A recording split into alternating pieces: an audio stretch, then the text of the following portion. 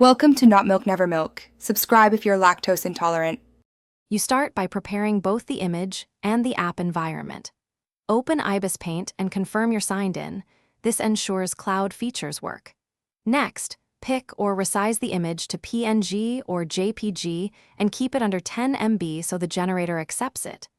Once done, tap the menu and choose Import/Export, then QR code generator. This begins the actionable flow. Make sure canvas and layers are finalized because the QR encodes the current image state. Now generate the QR.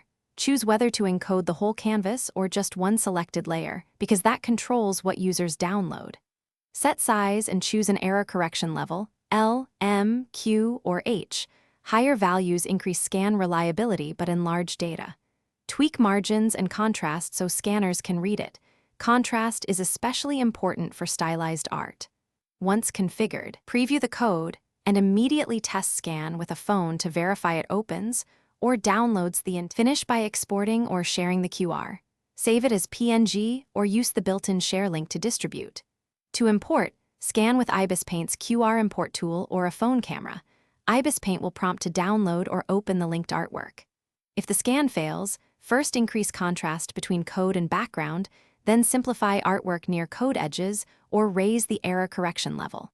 Also try larger QR size or wider margins. These fixes solve most common scanning issues.